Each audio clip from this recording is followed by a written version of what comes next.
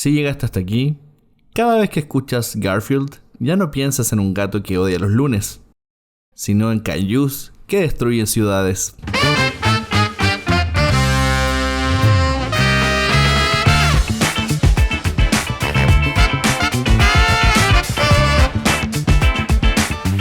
Sean todos bienvenidos a un nuevo episodio de Manual de Supervivencia Lúdica en su cuarta temporada y, por supuesto, vale aclarar que este es el último episodio de la temporada y queremos despedirlo en grande porque vamos a estar hablando de uno de los autores más relevantes de este siglo, más relevante de lo que es de los juegos de mesa modernos que van en la época. Y para eso me acompañan dos personas maravillosas que también manejan bastante sobre este tema, don Gabriel y don Diego. ¿Cómo les va, jóvenes? Hola, hola. Bien, ¿y a ti, Nico? Hola, Gabriel. Hola, bien. ¿Cómo va? Yo estoy muy emocionado de venir a hablar de este autorazo de juegos. Sí, igual. Porque para quienes escuchan se preguntarán quién, pero está en el título, obvio. No es ni un misterio. Pero si este episodio le apareció como por aleatorio, así venía después de otro episodio que estaba escuchando de corrido, gracias. Vamos a hablar el día de hoy sobre Richard Garfield en una nueva sección que va a tener este podcast, si continúa o no, dedicada a autores que cambiaron los juegos de mesa. Autores que uno siempre tiene que decir, tienes que jugar al menos un juego que haya creado. Yo creo que se podría denominar autores que revolucionaran los juegos de mesa. Y Richard Garfield es la industria. De hecho, yo creo que es el primer autor que yo ubiqué de todos los creadores. Bueno, por obvias razones, no necesariamente. Digo, también la edad tiene que ver, porque yo me inicié en esto de los juegos a partir de los 90, entonces ya se imaginarán con qué juego partí. Pero sí, es el autor que... Sí, como que todos. Conocí. Es que lo loco en esto sobre todo es que hay como, si tú empezás a mirar la historia de los juegos modernos o en general de los juegos, hay como milestones. Y tienes, por ejemplo, no sé, Gygax con Dungeons and Dragons. Después el salto más grande, yo diría que fue precisamente Magic. Exacto. Con Richard Garfield. Yo creo que sí. Ahí tenéis también entre medio a Toyver con Catán, que le presenta al mundo los juegos europeos. Entonces uno va viendo esos saltos en la línea de tiempo de los jueguitos de mesa y es bastante interesante ver cómo se forjó eso y ver que no es muy diferente a cómo se están haciendo las cosas ahora. Ahora claramente hay más visibilidad, pero es bueno saber de dónde viene cada uno de las cosas que disfrutamos hoy. Igual comparándolo un poco con el tema de la música, que uno dice, ay, no sé, Black Sabbath, Zeppelin, como que no van a ver bandas como ella. Tenemos los autores de juegos de mesa, como Richard Garfield, Klaus Teuber, pero yo creo que igual hay autores que son muy buenos, que ya están consagrados, que siempre que sacan un juego es un juegazo, pero no necesariamente generan un impacto tan grande como lo ha generado Richard Garfield en la industria. Porque, y lo voy a decir al tiro, Richard Garfield yo creo que es uno de los más importantes autores de juegos que tenemos hoy en día, porque Magic realmente revolucionó el mundo de los juegos. Todos los TCG tienen algo de Magic, y yo como jugador de Magic que no quise estar en el capítulo pasado porque si no todavía estaríamos hablando de Magic. Es verdad. Revolucionó todo. Yo juego juegos de cartas TCG y es como, pero este es de Magic. Claro. O juego algún juego de mesa, uy, pero esto lo sacaron de Magic, y es como, pero es algo como que siempre puedes hacer una referencia. Es que es algo importante en particular de Richard Garfield, y justo los que mencionaste, Nico, ¿no? Gygax, Teuber, son autores no solo de juegos que fueron hito, no que sus juegos fueron particularmente importantes, sino que generaron género de juego, ¿no? Que en el caso de Gygax fue el juego de rol. En el caso de Richard Garfield en particular estamos hablando del TCG, ¿no? Él inventó el TCG, y muy probablemente lo que se me hace muy curioso de él, lo inventó de paso. ¿no? En su interés original era otro, que era un juego de mesa en particular, pero de eso ya hablaremos yo creo que en un momento más, ¿no? Sí. Pero a mí me parece brillante, pues justo el caso de Richard Garfield, que él genera géneros de juegos de mesa como si fueran chocolates, entonces está increíble. Don Charlie Garfield. Richie. No, pero Hola, mira, amigo. para dar un poco de contexto, igual si le interesa saber más de Magic, que es principalmente el juego por el que se le conoce, Magic the Gathering, tenemos un episodio que se estrenó hace unos días. Pueden verlo y escucharlo, ya está disponible. Pero bueno, sabemos que estrenó Magic en 1993, este profesor de matemáticas, tiene un PhD en matemáticas de hecho, y en su tiempo libre se dedicaba a hacer estos juegos de mesa, juegos de cartas, etc. Y finalmente se dio cuenta que la educación no era del todo lo suyo y en verdad su enfoque principal era el desarrollo de juegos. Entonces ahí es cuando le empezó a echar ganas y a poner el desarrollo de juegos como función principal en su vida. Y vaya que dio buenos resultados con hasta ahora más de 33 títulos estrenados. Y eso sin considerar los que no han salido, expansiones y cosas que tiene ahí todavía en la repisa. Sí, también va un tema como de, no sé si llamarlo suerte, pero de... Es que sí es como suerte porque cuando estaba intentando hacer el juego de mesa y después empezó a trabajar en Magic, se encontró con el fundador de Wizard of the Coast. Claro. Cuando este compadre solo escribía algunas cositas de rol e intentaba echar a flote la empresa. Entonces, como anécdota que lo leí por ahí, tenían un presupuesto y querían imprimir 10.000 unidades del set de la primera, de Alpha. Y solo le alcanzó para 2.500. Entonces, eso era como muy poquito en relación a lo que querían vender. Pero claro, lo sacaron al mercado, hundieron todo y con las ganancias las volvieron a invertir. Y después con esas ganancias de eso volvieron a invertir. Entonces es una cuestión como de entre suerte, perseverancia y que de decir que lo costó va a resultar y al final resultó. No, Igual, no es que Richard Garfield esté metido en todas las ediciones de Magic, que esté creando él así como hoy en la casa, así como... como, oye, qué genio. Claro, oye, claro, y esta exacto. carta con esta carta... Es que, claro, no escribió cada carta. No, claramente hay un equipo ahora y Richard Garfield se mete así como... a ver esto, ya dale, así De como hecho, que lo tienen casi como de consultor, una cosa así. De hecho, Él se está dedicando harto más a los juegos de mesa. De hecho, qué bueno que lo mencionas porque parte un poco para quienes como le gusta un poco más meterse en este detalle de cómo se diseñan los juegos de mesa y cómo son los procesos. Precisamente lo que mencionas es una cosa súper importante porque en entrevistas se le ha consultado a Garfield sobre qué predomina en su proceso más, si acaso el tema o la mecánica. Que siempre como que el debate porque es muy subjetivo y depende mucho del autor y de la editorial también. Uh-huh. Sobre todo sabiendo que Richard Garfield tiende más a ser como juego americano o el famoso Ameritrash, sí. Por lo general en el Ameritrash predomina el tema, a lo que él mencionaba que en verdad la preferencia de él era más de ir por la mecánica, luego desarrollar la temática, pero luego retrabajar la mecánica en base a esa temática. Entonces hay pequeñas excepciones donde, por ejemplo, en el caso, si no me equivoco, de Robo Rally, hizo primero la temática y después se fue a la mecánica. Pero por ejemplo, Magic, en el caso de King of Tokyo, primero fue la mecánica de cómo desarrolló esto y después le metió como toda esta funda bella de lo que conocemos. Claro. Sí. Entonces igual es interesante eso porque también va un poco en la dinámica de jugar también, por cómo conocemos a Richard Garfield, entre la suerte, pero también está un poco la sensación de suerte, que no es lo mismo. Sí. Y que eso, la sensación de suerte también juega mucho con la habilidad. Porque, por ejemplo, si yo armo un juego que tiene dados, por supuesto que estoy ligado a la suerte y exclusivamente a la suerte.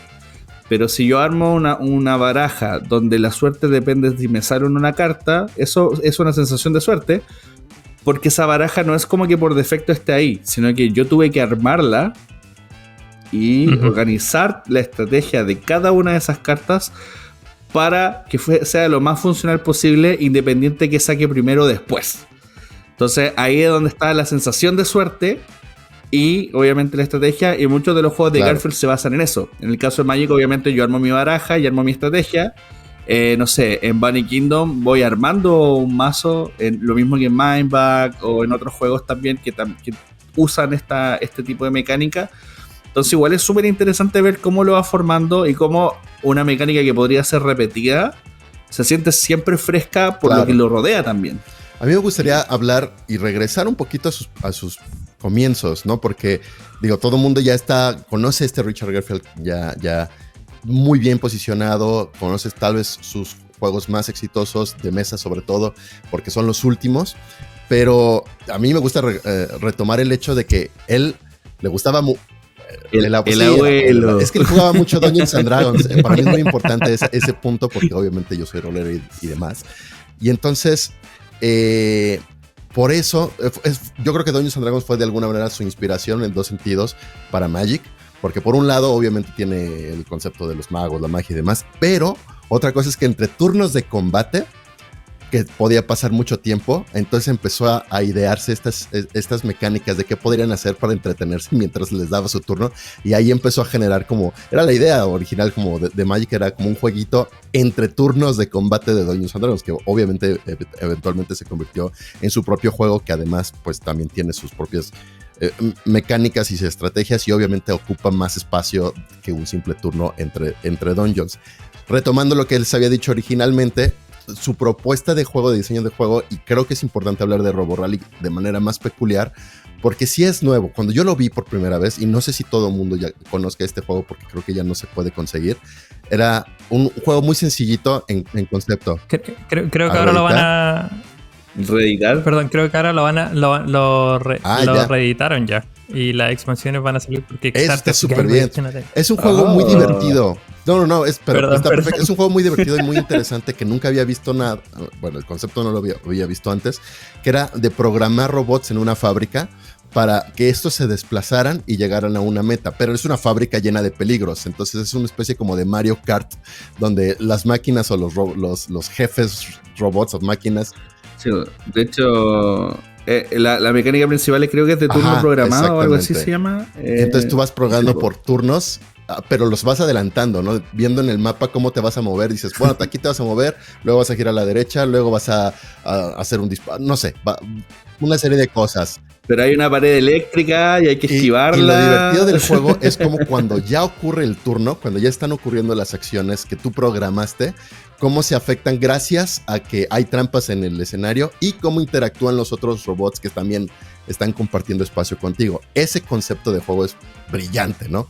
Ahora, el problema que tuvo con Wizard cuando se lo presentó, que quería decir, este juego es el que quiero hacer, ahí es donde le dijeron, híjole, no nos alcanza, no tenemos tanto dinero, ayúdame a hacer algo barato, rentable y que sea muy redituable. Y entonces es lo que dio pie a Magic, ¿no? Y de ahí, bueno, lo que se generó después. Y como dices, Nico, ¿no? A mí me parece brillante la manera en cómo atrapa la mecánica y la temática, porque en todos los juegos que le he jugado los veo muy bien unidos y muy divertidos. ¿No? Son, o sea, en arte, claro, en estilo, en todo lo que sea. Es que eso pasa de repente, que cuando se desarrollan juegos, como que ya, querer que la mecánica sea muy funcional es algo súper bueno. Pero pasa que de repente cuando le pones como una manta nomás, ya, aquí está el tema, se siente estéril. Uno sabe que el juego no conversa con su temática.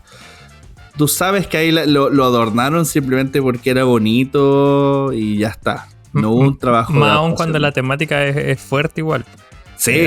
Ahí se nota más. Porque hay juegos que estás jugando un euro y le tienen una temática X, pero podéis cambiarle la temática a otra cosa y el juego va a seguir siendo bueno y da lo mismo. Pero cuando tenéis una temática como King of Tokyo de Kaijus, que se pegan entre ellos. ¿Se acuerdan del Gran Dalmute? Es súper importante. ¿Lo jugaron? Eran las peores sesiones de juego entre nosotros porque jugábamos el cambio de roles y de clases que teníamos. Éramos las peores personas cuando éramos el Gran Dalmute contra los pobres que estaban hasta abajo. Un juegazo también. Y ahí es donde también descubrí lo divertido que podía ser los juegos de Richard Garfield desde entonces. Estamos hablando aquí de los 90s, ¿no? Y bueno, de ahí se hizo mucho de cartas, ¿no? Principalmente, como dices, Diego, y luego ya mesa, ¿no? Sí. Sí, o sea, igual, todos los juegos de mesa como que siento que tienen cartas, como que siento que es un sello que no sé si está bien o está mal, pero Richard Garfield no se ha podido despegar de las cartas. Claro. Tiene Bunny Kingdom, y Bunny Kingdom, su mecánica principal es el draft de cartas, está... Treasure Hunter también. ¿Cómo se llama este? Mindbag, Treasure Hunter. El Ansia. Bueno, ahora mismo el Ansia hace poco. El Ansia. Sí. Todos tienen como cartitas y no son principales, pero están ahí. Como que igual siento que puede ser su sello. Como que, claro. Por eso digo, no sé si está bien o está mal, pero. Había otra cosa. Siempre tiene cartitas. Yo creo que va un poco más allá de que si está bien o está mal, es un tema de gusto. O sea, había una cosa también que leía mucho que hablaba sobre el desarrollo de sus juegos, y una era el factor de que a él lo que más le gustaba era la interacción. Por eso optaba a hacer los juegos que hacía, más allá de que porque le gustaban. De hecho, él se describe a sí mismo como una persona de que le gusta desarrollar juegos porque le entretiene, porque siente que la gente va a jugar con ellos y va a compartir. Más allá de que si alguien se lo publica o no, eso ya es como en segundo plano, pero al final los diseña por gusto, porque al final como quien tiene un hobby, para él diseñar el juego es el hobby, que le beneficie que le beneficie monetariamente con millones de dólares, ya es otra cosa, pero igual es Richard Garfield, o sea, como que va y una editorial y dice, oye, soy Richard Garfield, tengo este juego, es una basura, pero a eso quiero llegar, precisamente, que él explica que le gusta mucho la interacción, que de hecho, por ejemplo, le encantan juegos como Mafia, donde uno toma un papel, y que también por eso también para él es tan importante Magic, más allá del impacto social que tuvo, sino que porque le gustaban los juegos de interacción donde tú podías ser un jugador de diferente nivel y podías tener las mismas oportunidades, ¿cachai? Y precisamente esa es como su piedra de tope también, y de pronto por ahí va por qué hace los juegos que hace hoy en día, o se ha mantenido haciendo eso. Porque en varias entrevistas le explicaba de que cuando él llegaba con una idea diferente, como, hola, soy Richard Garfield, el creador de Magic, te presento esta idea. La editorial les venía y decía, pero esto no es como Magic. Esto no tiene cartas, esto no tiene X, ¿cachai? No se siente como tal. No es tan Richard Garfield. Y ahí él, ¿qué hago? Me vendo y sigo esa dinámica. Entonces él decía que, claro, en ese caso, como de ahí va un poco lo del amor, al final veía si lo publicaba él mismo o si lo hacía igual pero no lo hacía público, etcétera, y lo jugaban un par de personas, pero como que comercialmente le pasaba un poco eso, ¿cachai? De que cuando antes le molestaba cuando era más joven, ahora le da lo mismo.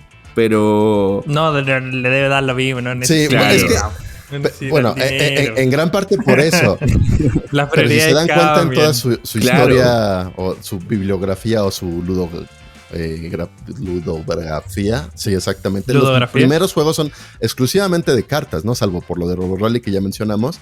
Pero yo creo que parte también gracias a lo que dices, Nico, ¿no? Porque no le aceptaban otros juegos que no fueran otro Magic, ¿no? Entonces, pues el Netrunner. Sí, claro.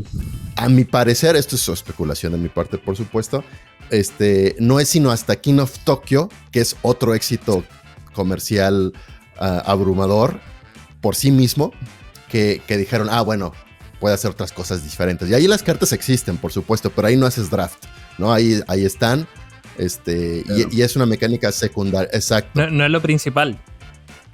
De hecho, yo he jugado partidas de King of Tokyo donde jamás he tocado una carta. Sí. Y el juego es muy, muy divertido, así como es. Ya a partir de ese momento es como que él mismo se consolidó como un creador de juegos, además de TCGs, ¿no?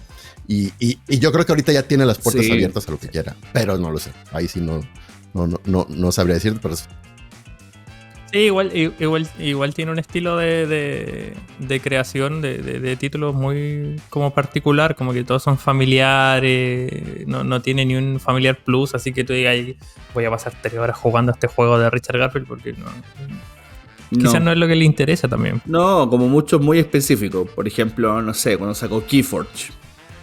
¿Sabes? Que es como para un target muy específico. Que era como Magic. Que es como Magic, que va a consumir esto, claro. Porque convengamos, es un buen autor, pero tampoco es perfecto. O sea, insisto. Sí, o sea. De gustos colores. O sea, a nosotros nos gusta porque venimos también de un background donde jugamos cartitas. Entonces tú nos pasas cartitas y jugamos cartitas. Pero claro, yo entiendo perfectamente y que nadie se siente culpable si en un momento tú dices, ¿sabes qué? Esto es demasiada carta para mí, esto ya se vio y sigo. No hay problema. Como les decía, yo creo que la especialidad de Richard son las cartas.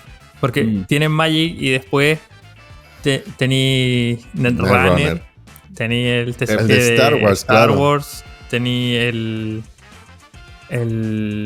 hay otro que es un poco más chiquitito, que se me fue el nombre. Bueno, estaba el de Vampire, también lo hizo él. Bueno, y que también estaba muy bueno. Sí, el de Vampire también lo hizo él.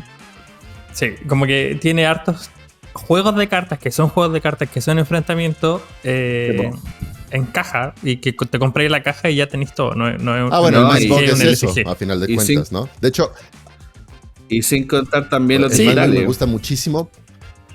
Sí, también tiene un par de juegos. Los TCGs a mí son muy demandantes para mí, ¿no? Yo no soy tan bueno en los TCGs y me frustro mucho porque no sé ganar, ¿no? Y llegué a la parte es porque no sé hacer mi deck, ¿no? A final de cuentas.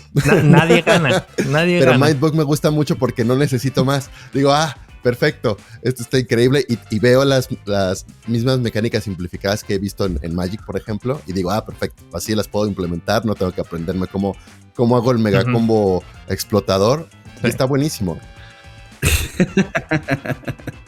Pero es bien convero.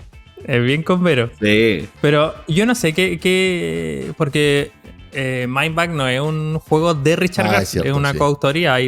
Claro. Creo que hay como 4 o 5 autores y yo no sé qué tanta participación tuvo este caballero ahí en la autoría del juego. Me gustaría saber, no lo puedo encontrar, pero si alguien lo sabe, por favor, me escriba. Déjelo en los comentarios. Richard Garfield, que nos está escuchando en este momento, si nos puedes decir. Sí.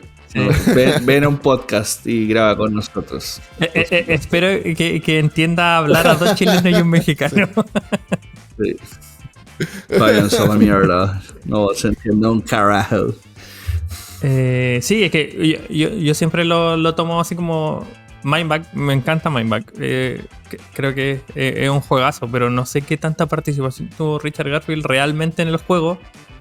Pero en la caja, en la primera edición, decía así como un juego de Pepito, Juanito, Nico y Richard Garfield. Y ahora solo dice coautoría de Richard Garfield. Entonces como que... Sí, cierto. No sé qué tanto hizo por el juego. O sea, claramente hay una influencia real de Magic. No se puede discutir.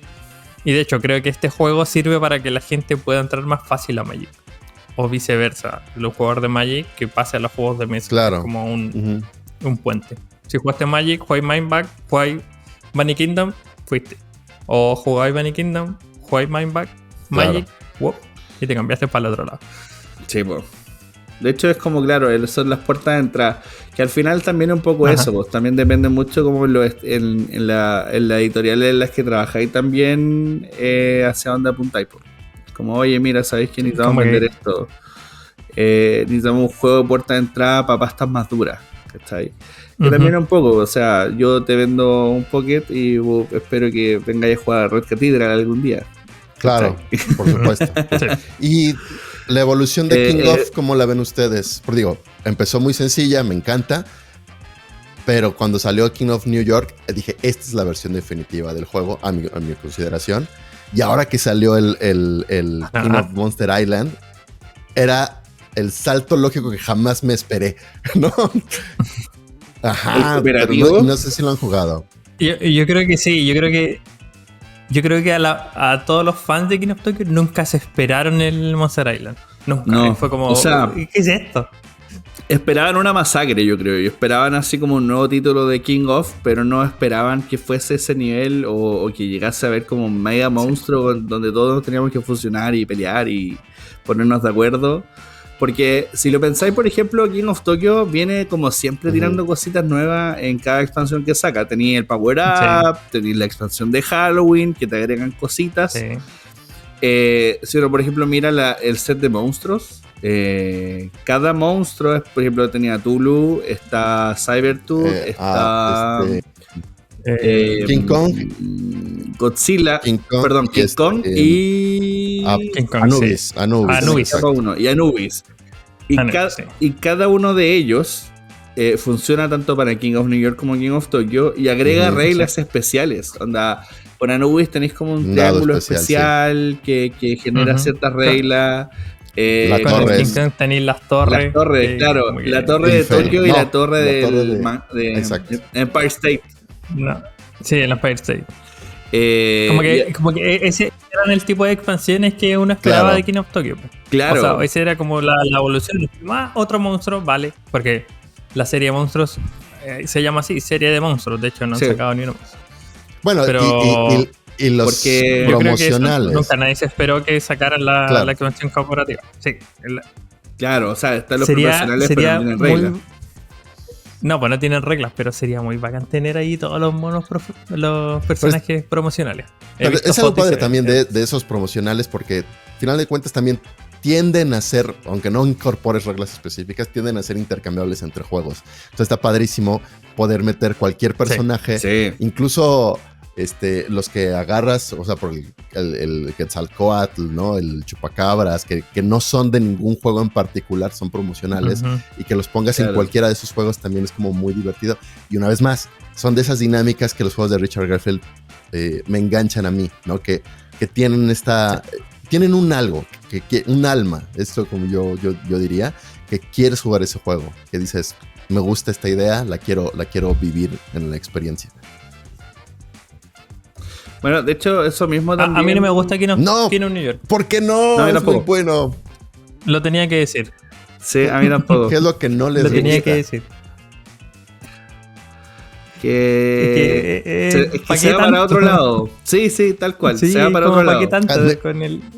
Yo siento que con el King of Tokyo es como... A mí la parte que nunca me gustó por la mezcla de donde se había una división entre mecánicas y temáticas eran los dados 1, 2 y 3.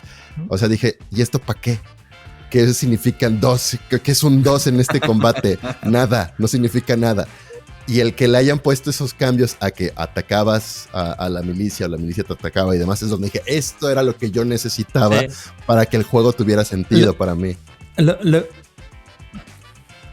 Lo que me gusta, debo reconocer, del King of New York es eso. Es que esté la milicia y que la milicia ataque a los monstruos, que es muy yankee, es muy de Nueva York. Es muy como, ¿hay un monstruo? Sí, claro. Sí. Oye, porque claro, los japos arrancan, pero... Sí, este es demasiado temático. Es demasiado temático. Que le da una mecánica que puede ser contraproducente contra la velocidad que genera el King of Tokyo normal, ¿de acuerdo? Sí, pero eso lo necesitaba temáticamente yo, porque si no lo entendía.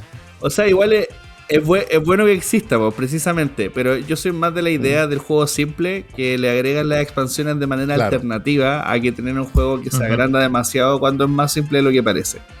Porque de repente como que siento que eso de los soldados me sobra un poco, siendo que yo quiero madrear gente nomás y enemistarme con mis amigos y odiarlos mucho porque me sacaron en el último momento de Tokio. Sí, entiendo. Sí. Pero igual está bien, pues, o sea, de hecho, un poco tomando lo que mencionabas de lo de las temáticas y cómo están bien integradas y como que se sienten que son parte de... Había un comentario que me gustaba mucho que había leído hace poco sobre precisamente... Igual es media vieja la entrevista, pero hablaba Garfield sobre los Kickstarter, por ejemplo. En ese tiempo. Esto fue una entrevista cuando King of Tokyo llevaba así como... Estaba recién estrenado. ¿Cachai? Y en esa entrevista como que igual la visión que tenía un poco Richard Garfield, y creo que hasta el día de hoy no ha cambiado mucho la perspectiva en general cuando uno ve los juegos que se estrenan por Kickstarter, que el problema era de que por el modelo de negocios que genera, era más visual que mecánica, y al final te encontrabas un juego que no tenía rotatividad, de que no llegaba a ninguna parte, y es precisamente también un poquito como el consejo a los autores nuevos de que por qué es tan importante trabajar igual con una editorial.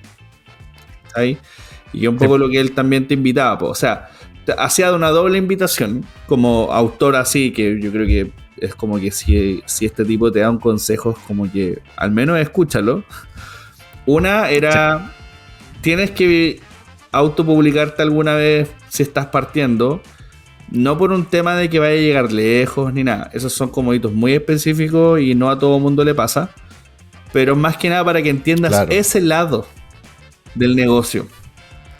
De lo que cuesta, de cuánto vale, de cuánto se demora, de todo lo que tienes que abarcar para poder hacer que un juego llegue al lugar que tiene que llegar. Así como, por ejemplo, si invertiste $30,000 en desarrollar el juego, estoy inventando números, piensa que vaya a gastar lo mismo en publicidad y marketing y todo para poder promover ese juego y que llegue a lugares, por ejemplo.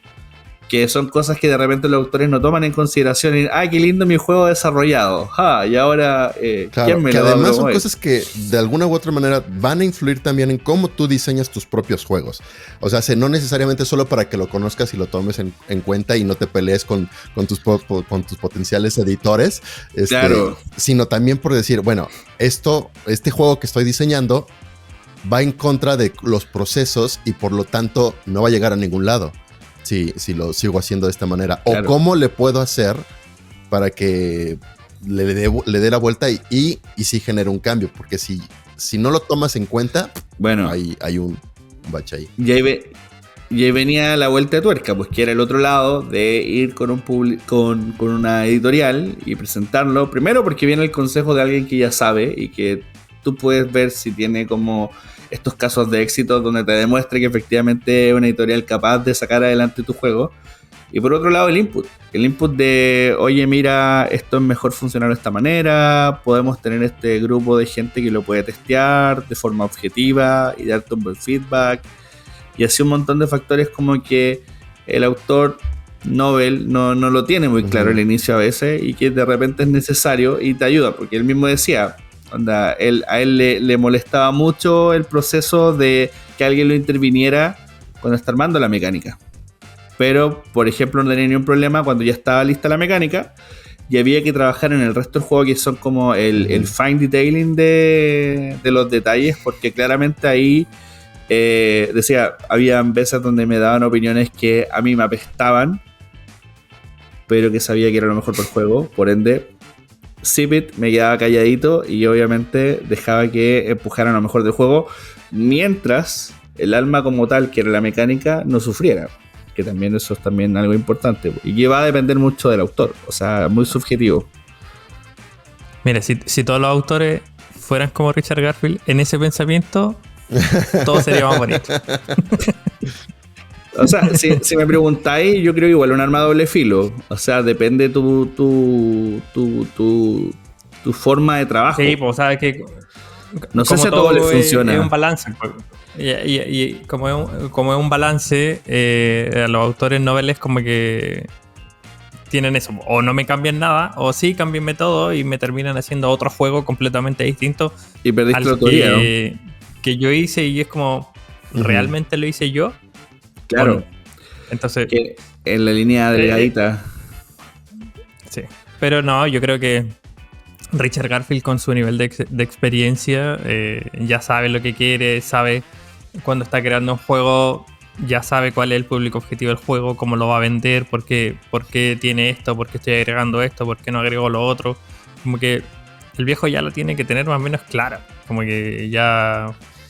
Lo que decías tú antes, si bien yo siento que tiene más juegos malos, entre comillas, que buenos, pero los juegos buenos muy que tiene son muy buenos. Entonces como que eso, como que entre comillas, como opaca que no es que sean malos, que personalmente a mí no me gustan, o no son casos de éxito porque salieron en un tiempo que no tenían que haber salido, o no tuvo la suficiente publicidad, o que no. Eso es otra cosa que también es como muy interesante para alguien que es prolífico. O sea, la idea no es que todo lo que saques sea un éxito comercial para determinarte como alguien exitoso, ¿no? Sino es alguien que está trabajando constantemente, ¿no? A final de cuentas. Y todos esos fracasos, que no les llamaríamos fracasos como tales, sino que no fueron juegos que no se vendieron tanto, que no son tan sonados o lo que sea. Todo eso intentos. Son pasos para lo siguiente. Sí, pues son intentos. Y es súper importante. Entonces, si uno quiere hacer juegos, no puede esperar, bueno, el caso de Richard Garfield sí es una excepción, de que su primer juego sea un éxito mundial que lleve 20 años jugándose, a 30 años jugándose, pero bueno, ok. Pero incluso para esta persona que llegó a eso, los demás no van a hacer eso. Y sigue siendo un proceso, y esto es como consejo para toda la gente que quiera diseñar juegos, y que creo que cada vez hay más personas así, que no importa cómo salga, o sea, lo importante es que tú le pongas todo lo que quieras, que funcione a lo que consideres, y de ahí va a haber un aprendizaje. Si no fue el éxito que tú esperabas, de todos modos es un paso para el siguiente, ¿no? Y no rendirse. No, y seguir, o sea, él mismo decía, o sea, imagínate de cuántos juegos ha publicado y cuántos juegos más están ahí en el estante que nunca han salido y no van a salir. Y pasa. De repente hay un juego que no está maduro. De hecho, nosotros, porque trabajamos acá en esta industria, pero también conversando día a día con diferentes autores, siempre llegáis a las mismas conclusiones. Ah, sí, tengo este título, este otro, todavía no está maduro. O de este título que pensaba X, le tomé la mecánica, claro, y se lo puse a este otro y al final funcionó mejor, etc. Es como una evolución constante, y al final yo creo que lo que más siempre tienen en común los autores es que al final, más allá de saber a qué público están apuntando para conocer bien qué están haciendo, les tiene que gustar también a ellos. Porque también, si no, pierde el alma el producto, y eso es un poco lo que uno puede aplaudir, y que tiene un poco esta serie de episodios que vamos a ir sacando de los autores reconocidos, de que nunca renunciaron precisamente a esa estampa.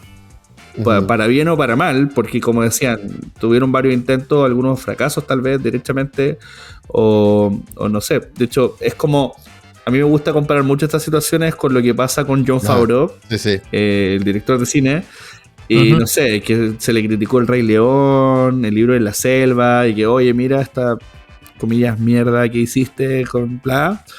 Y bueno, esa tecnología y esos trabajos ayudaron a generar este estudio gigante para Mandaloriano, ¿no? Y Star Wars. Para Mandaloriano.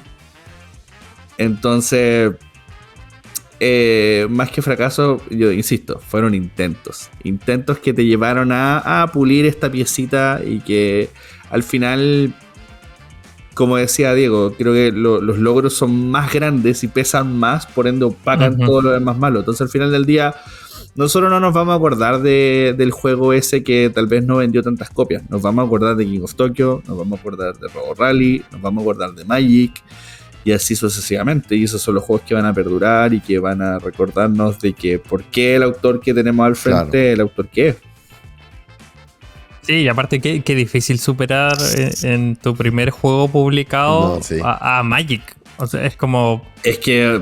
¿Qué tendría que hacer este compadre para que digan, hoy creó un juego mejor ya debe haber que sido Magic? Como un... Yo creo que ahorita ya está más que superado por él, no lo sé. Pero ha de haber sido... Yo creo que fue mucha sesión de terapia. Muy grande, ¿no? Decir... De Magic, sí. La autoexigencia de que lo que tenía que haber hecho después de Magic tenía que haber sido mayor que Magic, ¿no? Y que en algún momento tendría que ser algo más grande que Magic, ¿no?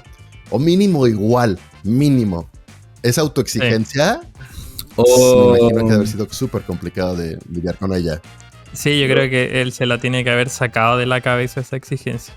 Así como si no podía vivir. Igual dejó de trabajar así como 100% en Magic súper a unas ediciones tempranas. Como que no es así como... Ahora va de consultor. Ahora va de consultor de vez en cuando. Sí.